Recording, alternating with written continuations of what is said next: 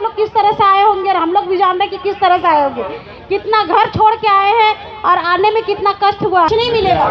इतना तक कि ये भी नहीं मालूम है कि आदिवासी क्या होता है। वही म्यूजियम में जाके देखेंगे कि हाँ आदिवासी लोग ऐसे होते हैं, उन लोग ऐसे खाते थे, ढेकी क्या होता है नहीं जानते, उन लोग क्या क्या आहुति दिए, क्या क्या लिए बलिदान दिए, कुछ नहीं पता होगा।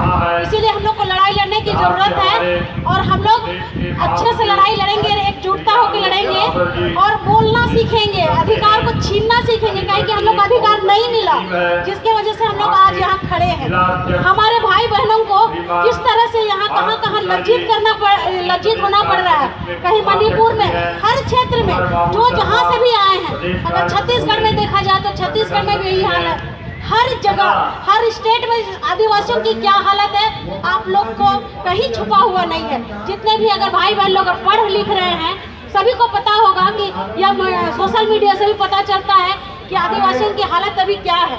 तो हम लोग को जागरूक होने की जरूरत है, एकजुटता होने की जरूरत है और संग साथ चलने की जरूरत है और अपनी लड़ाई अपने हाथ लड़ना है। कहते हैं ना जिसकी लाठी उसकी भैंस। अगर जब तक हम लोग लाठी नहीं दिखाएंगे और जब तक हम लोग अपना हाथ आगे नहीं करेंगे तो हम लोग को कुछ नहीं मिलने वाला है। जो हमारे पूर्वज छोड़ के गए हैं ना लड़ाई लड़के, वैसे आज हम भी लड़ेंगे तो कल अपने बच्चों के लिए कुछ कर पाएंगे। तो हमारे बच्चों की पहचान खत्म हो जाएगी, वो लोग रोड में चलने लायक नहीं होंगे। अपने ही गांव घर में, अपने ही जगह जमीन में उनकी पहचान खत्म हो जाएगी। तो हम लोग को उस पहचान को, अपनी आदिवासियत को रखने के लिए हम लोग को लड़ाई लड़ना जरूरी है। और हमेशा जब भी कहीं भी संगठन में कहीं भी अगर धरना प्रदर्शन होता है तो अपनी एकजुटता दिखाएंगे और सभी साथ चलेंगे। जय झारखंड। है श्रीमान संजय पांडे, इसके लिए मैं सबको अपनी ओर से बहुत बहुत धन्यवाद देना चाहती हूँ कि इतना एकजुटता हुआ है। हमारे घर का जो भी है, हमारे आदिवासी लोग भाई बहन लोग सब थोड़ा सा लज्जित हो जाते हैं कहीं धरना प्रदर्शन जाने के लिए। उनसे मैं रिक्वेस्ट करती हूँ कि आप लोग कहीं भी धरना प्रदर्शन होता है वहाँ पर सभी कोई मिल के एक साथ हम लोग चलेंगे। आज हम लोग का जितना भी रीति रिवाज है, जो हमारे पूर्वजों लोगों ने हमें जो छोड़ के गया है, आज हम उसे भूलते जा रहे हैं। अपनी संस्कृति भाषा जो भी है उसे हम अपने बाल बच्चों को नहीं सिखा रहे हैं, हम लोग खुद भी भूलते जा रहे हैं। इसलिए मैं आप लोग से गुजारिश करती हूँ कि अपना जो आने वाली पीढ़ी है उसके लिए हम लोग अपने रीति रिवाज भाषा जो संस्कृति है, हमारे जो परंपरा है उसको हम लोग को बताए रखना है। क्योंकि आज नहीं बता रहे हैं, इसके चलते हमारे बच्चे लोग बाहरी दुनिया को देख के उसी के तरफ आकर्षित हो रहे हैं और उसी की वजह से हम लोग का जनसंख्या थोड़ा कम होती जा रही है। इसलिए आप लोग से कहना चाहते हैं कि बुजुर्गों का आशीर्वाद हमें लोग से शुरुआत करना है। और अभी जान ही रहे हैं हम लोग का आदिवासी लोग पे अत्याचार किया जाता है, हमें नीच नजर से देखा जाता है। हम लोग को औरत लोग करते हैं। संगठन की स्थापना का जो तरफा हमला को लेकर देखिए एक दिवसीय अपने आप को कभी धरना कार्यक्रम की शुरुआत करने जा रहे हैं। अपनी इस कार्यक्रम में उपस्थित हमारे आदिवासी समाज के भाइयों बहनों नौजवान दोस्तों सभी को मेरा हार्दिक जय जोहार है, अभिनंदन है हम तो दर जाते और सलाम। जो 10,000 नहीं देख पाया होगा आदिवासी विरोधिया जो नीति लागू करने का जो प्रयास रची जा रही है, जहाँ की बात हो हमारे आदिवासी समाज के आप एक बार दो लोगों को 4 बार फोन करने के बाद बहुत वो रकम आपको दी जाती है, आप उसको पूर्ण बात है। आज हमारे देश लगभग जो हौसला है 75 वर्षों के बाद भी आप विपन्न को पर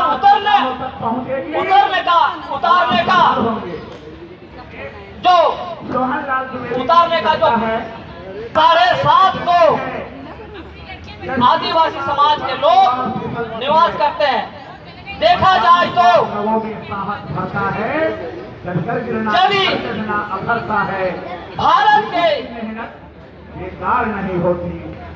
भारत के जो देश के जो जनसंख्या है उसमें आधा प्रतिशत भी हम लोग मान लेंगे तो हम लोग 3.5% लोग आदिवासी समाज के होंगे देश में, लेकिन हमारा समाज बढ़ गया है, संगठित नहीं है।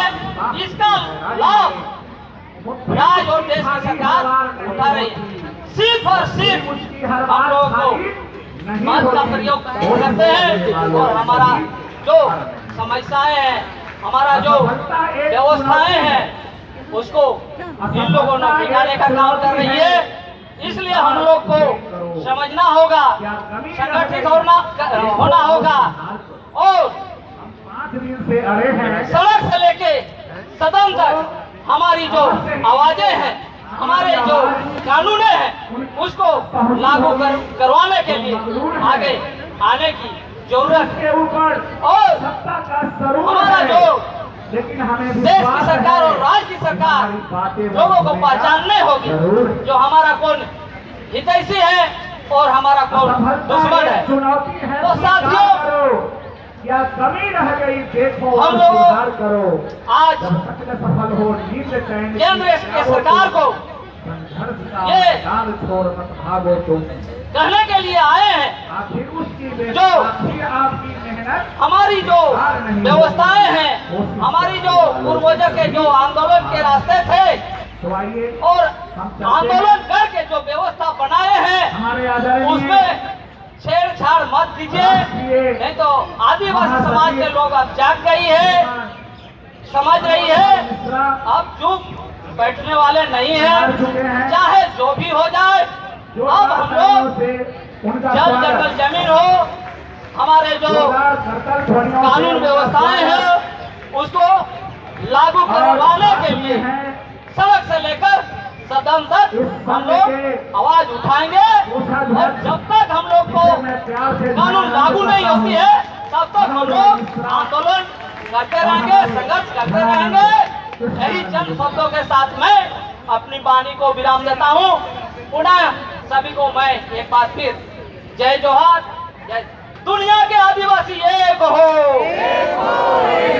दुनिया के आदिवासी एक हो,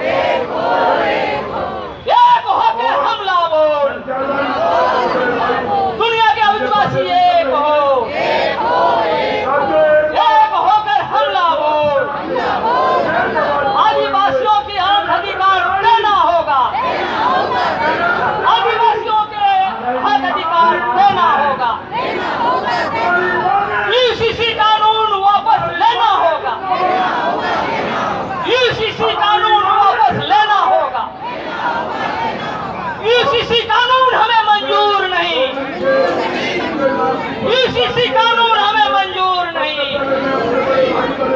आदिवासियों पर अत्याचार करना बंद करो, आदिवासियों पर अत्याचार करना बंद करो। दुनिया के आदिवासी एक हो। जय जोहार, जय हिंद। वो चाहता जिसे मैं सबसे बड़े लोग हैं जो हमारी आमदनी पर नजर रखते हैं, नहीं पकड़ाने की कृपा करेंगे। होता है तो हमारी जो समस्या है, संगठन हमारे सिदाम मुंडा और सावना मुंडा मंच पर आने की कृपा करेंगे।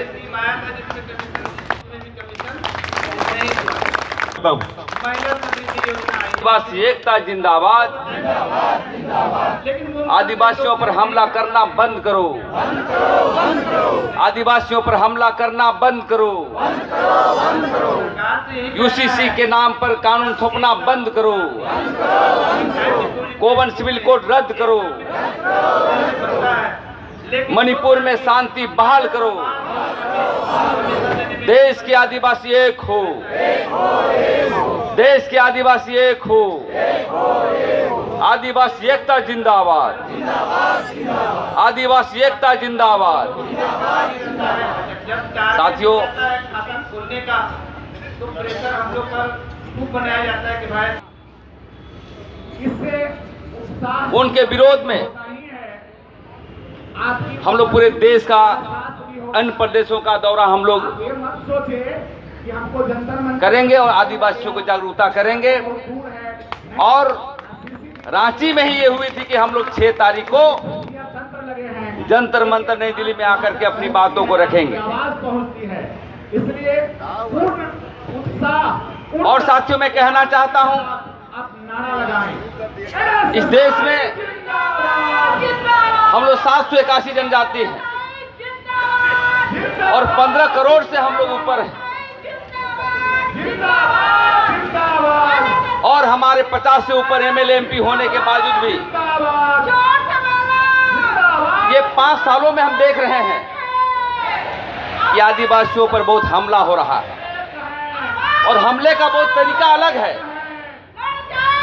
जैसे आपने देखा होगा संवैधानिक अधिकार को लेकर के अभी अभी संसद भवन में वन अधिकार कानून को ग्राम सभा की शक्ति की जो था वो समाप्त कर दिया गया। कहने का मतलब कोई भी कॉर्पोरेट घराना पूंजीपति लोग कहीं भी हमारा जमीन छीनने के लिए ग्राम सभा की जो है इस्तेमाल नहीं कर सकते हैं, पावर का इस्तेमाल नहीं कर सकते हैं ग्राम सभा के। ये शक्ति को हटा दिया गया। और मणिपुर में जिस प्रकार से हमारी बहनों को नंगा घुमाया जा रहा है और देश की शासन व्यवस्था में जो बैठे हुए लोग हैं वो जानबूझ करके चुप्पी साधे हुए हैं। उनको पता है इतना मैकेनिज्म होने के बावजूद भी हम देख रहे हैं कि इस सरकार को जितने हमले हो रहे हैं, चाहे मणिपुर का हमला हो, चाहे मध्य प्रदेश का हमारा पेशाब किया जा रहा हो, चाहे जमीन मामले के संदर्भ में, सब चुपचाप बैठ के देख रहा है। हम आदिवासी लोग जग गए हैं और अपनी काम हम अपने क्षेत्र में कर रहे हैं, अपने अपने तरीके से। कोई विभिन्न संगठन बना करके, कोई धर्म ऑर्गेनाइजेशन बना करके, कोई जन संगठन बना करके, और देख रहे हैं कि जितने भी हमारा आदिवासी समाज के विधायक मंत्री सब चुप। हम देख रहे हैं कि जिस प्रकार से दिनों दिन हम आदिवासी जागरूक हो रहे हैं अभी आप इनका भाषण सुन और जागरूक होने के साथ साथ हमारे पर हमला भी हो रहा है। प्रधानमंत्री को स्मारक पत्र सौंपेंगे और यहाँ के माननीय गृह मंत्री को हम लोग स्मारक पत्र सौंपेंगे। साथियों, मैं अंतिम शब्दों में ही कहना चाहता हूँ कि आदिवासियों में इस देश में सबसे ज्यादा यदि धनवान है तो आदिवासी है। आज मणिपुर की लड़ाई जातीय हिंसा है, साथ साथ में कहीं न कहीं हमारे पूंजीपतियों की नजर है वहां की जमीन को लेकर।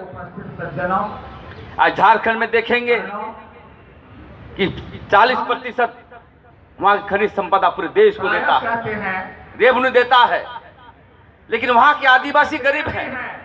वहां पर नीति सिद्धांत नहीं बनाया जाता है और नहीं हमारे नीतिगत फैसले होते हैं।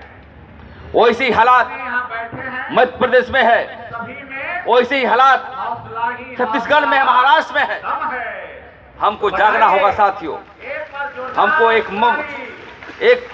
वैचारिक रूप से हमको एक मंच में आना होगा और लड़ाई जो हो रही है ये मजाक से नहीं समझना है। हमको अपने समाज को, चाहे 781 जनजाति में कोई भी जमात हो, उरांव, मुंडा हो, संताल, गोंडी, बिली, जो भी है, हम लोग एक साथ लेके चलने की आवश्यकता है। बातें बहुत है, मैं इसको आगे बढ़ाते हुए मैं चाहता हूं कि हमारे बीच विश्वनाथ वाकड़े जी भी आए हुए महाराष्ट्र से। यदि मेरी आवाज सुनाई दे रही है उनको, तो मैं चाहता हूं कि मंच पर आने की कृपा करेंगे और इस भाषण को आगे बढ़ाते हुए रामगढ़ से आए हुए मैं चाहता हूं कि प्रकाश मुंडा आए और आदिवासी एकता जिंदाबाद। मणिपुर में आदिवासी पर हमला करना बंद करो। इनकलाब जिंदाबाद। प्रकाश मुंडा जी। मदद उनकी जो गालियां तकदीर दे। हम लोग रमेश चंद्र जी समस्त आदिवासी संगठनों के द्वारा अनुराग का क्या कहना, एक दिवसीय धरना यहाँ हम लोग दे रहे हैं और ये धरना इसलिए दे रहे हैं कि केंद्र सरकार के द्वारा जो ईसीसी कानून जो ला रहे हैं और वन संशोधन विधेयक जो वो भी कानून ला रहे हैं, और मणिपुर जो घटना अभी तक होते ही है उसको वहां जल्द से जल्द बहाल करने की, शांति बहाल करने की जरूरत है। इसी विषय पर हम लोग आज यहाँ पर एक जुटान हुआ है, और मैं पहले यहाँ आए हुए तमाम राज्यों से उनको मैं धन्यवाद देता हूँ, और दिल्ली पुलिस को भी धन्यवाद देता हूँ कि हम लोग को शांतिपूर्वक अपने गाड़ी से यहाँ तक पहुँचाएं। बहुत बहुत धन्यवाद। और हम ये चेतावनी देना चाहते हैं एक दिवसीय धरना के माध्यम से कि अगर केंद्र सरकार ईसीसी कानून को वापस नहीं लेते हैं तो हम लोग ये फर्स्ट बार यहाँ आंदोलन कर रहे हैं। जरूरत पड़े तो पूरा दिल्ली बंद कर देंगे, पूरा राज्य से ये लोग जुटेंगे। ये हम लोग सूचना देने आए हैं। ये सब चीज गलत कर रहे हैं। यहाँ धर्मनिरपेक्ष देश है और सभी का मान सम्मान है, उनको सोच कर चलिए। और जो वन संशोधन जो विधेयक पास कर रहे हैं, पास कर दिए आप यहाँ से, तो आदिवासी लोग अब वन का वो राजा है, और आज वहाँ से आप हटा दीजिएगा तो फिर वो कहाँ रहेंगे भाई? आप उद्योगपति को दे दीजिएगा वन। तो ये सब सोच के जो आप कर रहे हैं वो करना बंद कर दीजिए। और मणिपुर में जो दर्दनाक ये सब शोषण, अत्याचार, बलात्कार हो रहा है उसमें आप चिंता करिए और वहाँ शांति बहाल जल्द से जल्द करिए। सभी को जोहार, जय हिंद, जय जोहार।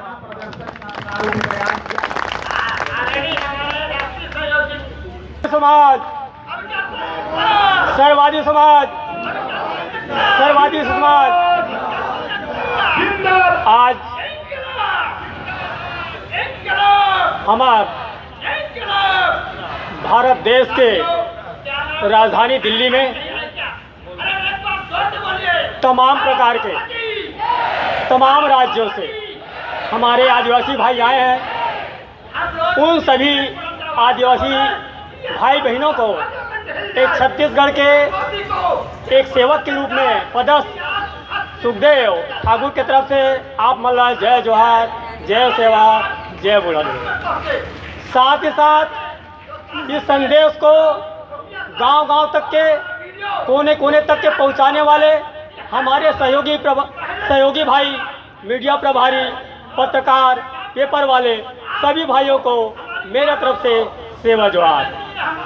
आज इस धरना के अध्यक्षता करने वाले माननीय भूतपूर्व सांसद महोदय जी, साथ ही साथ इस मंच में तमाम प्रकार के प्रदेश के पदाधिकारीगण एवं हर जिला से आए हुए सामाजिक बंधु भाइयों, सबको आज ये एक दिवसीय धरना प्रदर्शन में आप लोगों का हार्दिक स्वागत एवं अभिनंदन है।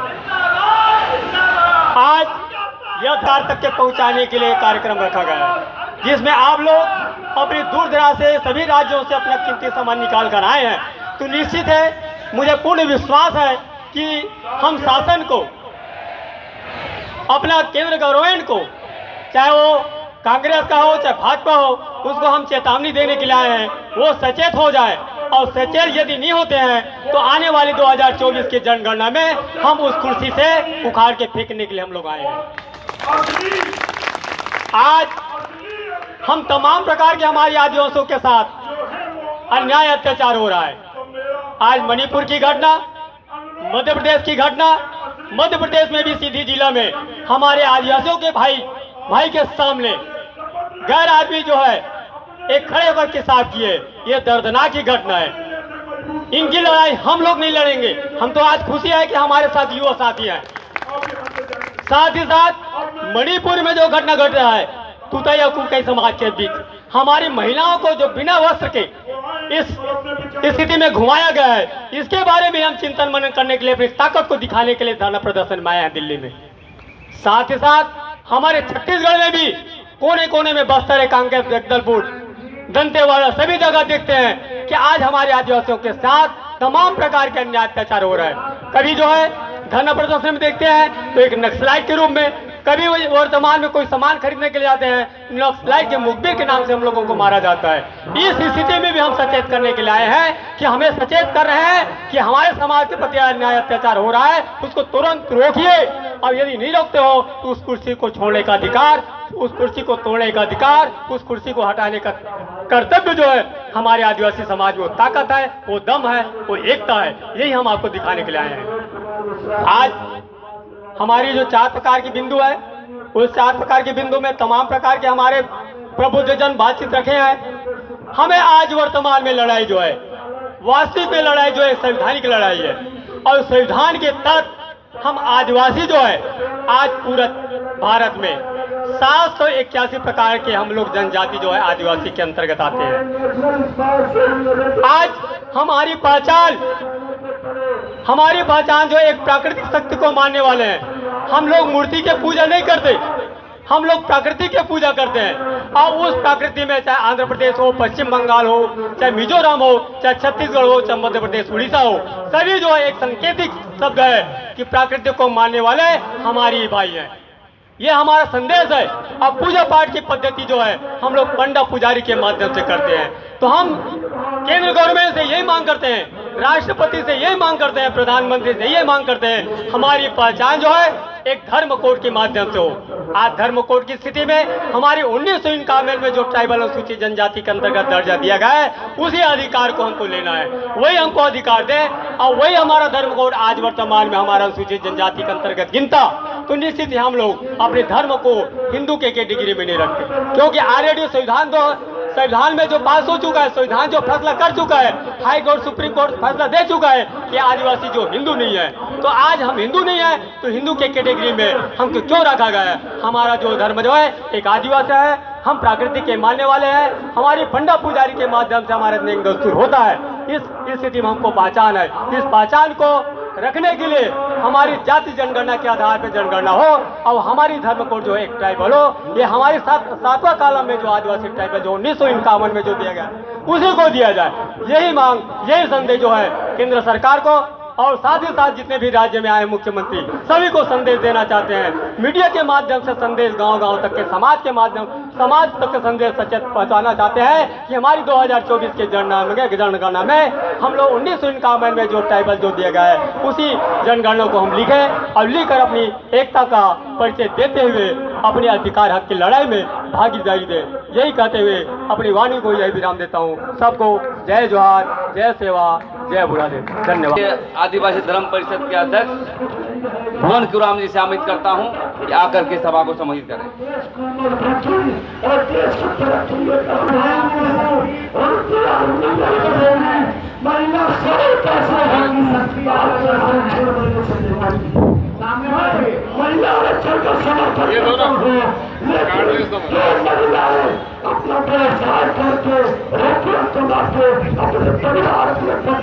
आज के आदिवासी समन्वयक समिति के तत्वाधान में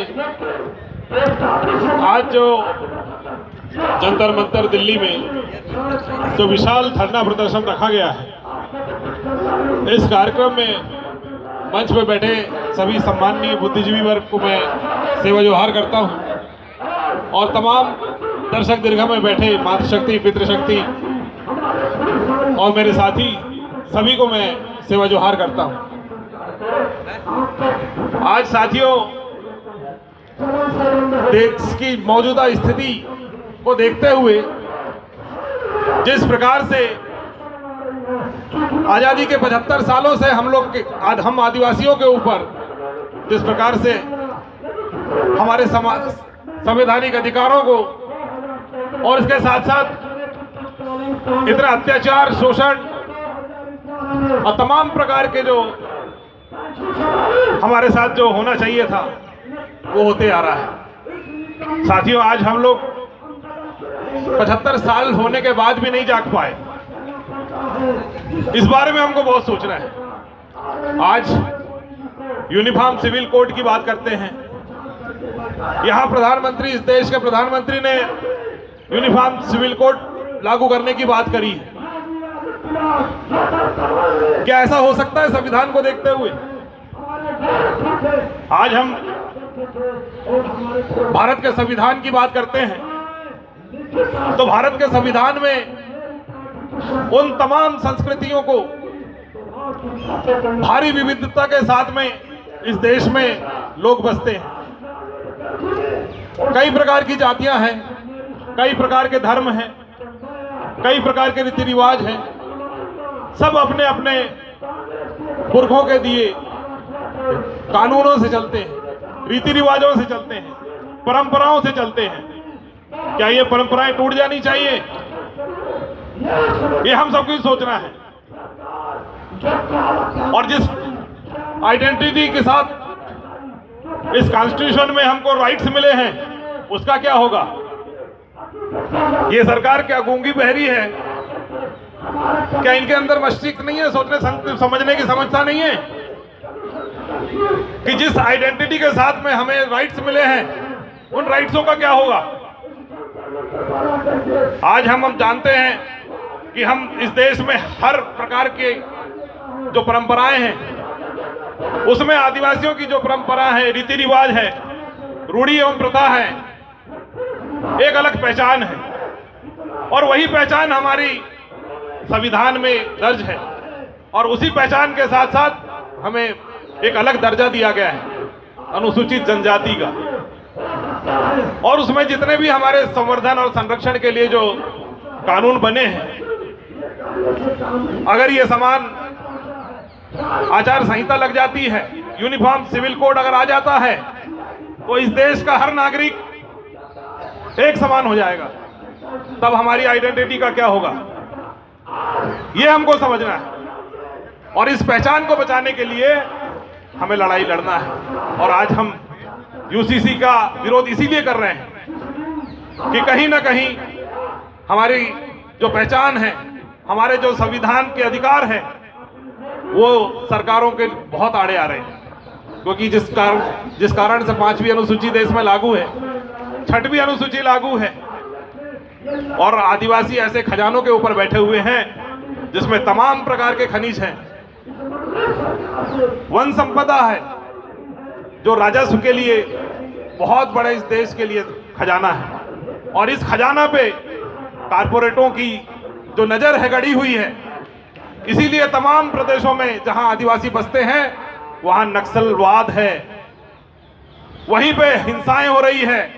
अभी आप एक मुद्दा मणिपुर हिंसा की बात भी करते हैं, तो हमारा डेलीगेशन जो मणिपुर गया था, वो तमाम वहां के जो हालात हम देख के आए हैं। हमारे देव कुमार धान जी जो हमारे लीडर थे,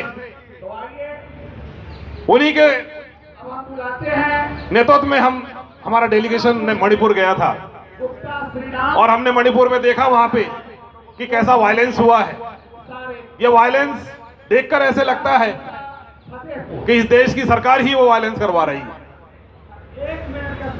मैं तो गृह मंत्रालय के अमित शाह जी को कहता हूं